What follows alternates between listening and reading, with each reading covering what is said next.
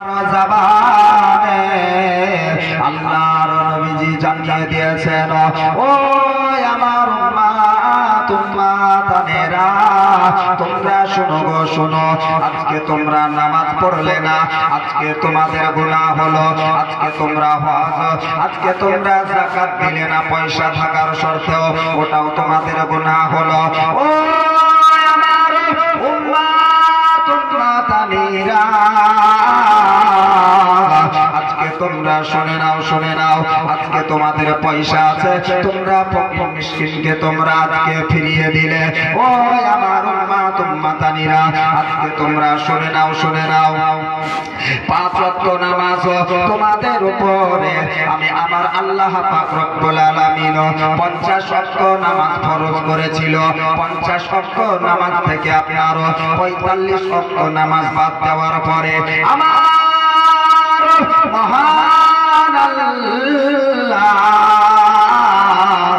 পাক রব্বুল আলামিন 50 ওয়াক্ত নামাজ না দিয়ে আপনার 5 ওয়াক্ত আপনার নামাজ দিয়েছেন। 5 ওয়াক্ত আল্লাহ নামাজ দিল, 5 ওয়াক্ত নামাজ তো আমরা পড়তে পারি না, নাকি বলেন? 5 ওয়াক্ত নামাজ পড়তে পারি না। আমার রব্বুল আলামিন মহান আল্লাহ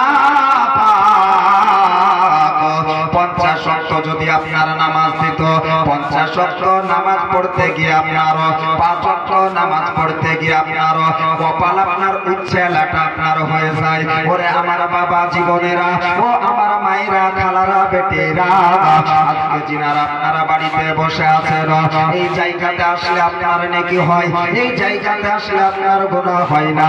যিনারা কোনো পর্যন্ত আসেননি আপনারা চলে আসেন। আমার আল্লাহ পাক রব্বুল আলামিন জানিয়ে দিল, ও আমার বান্দা বান্দিরা, আজকে তোমরা শুনে নাও শুনে নাও, আমি আল্লাহ পাক রব্বুল আলামিন 50 ওয়াক্ত নামাজ দিয়েছিলাম। 50 ওয়াক্ত নামাজ আমি আল্লাহ 50 ওয়াক্ত থেকে 45 ওয়াক্ত নামাজকে আমি আল্লাহ বাদ দিলাম।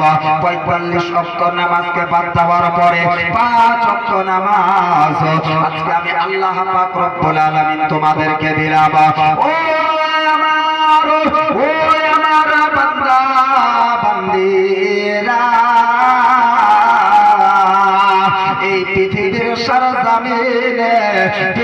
সারজামিনে থাকাকালীন তোমরা যদি 5 ওয়াক্ত নামাজ পড়তে পারো, আমার মায়েরা, খালারা, ও আমার নওজওয়ান ভাইরা, আজকে কান দিয়ে শোনো রে ভাই, ওরে আমার যুবক ভাইরা, কান দিয়ে শোনো, আমার আল্লাহ কি বলেছেন, কি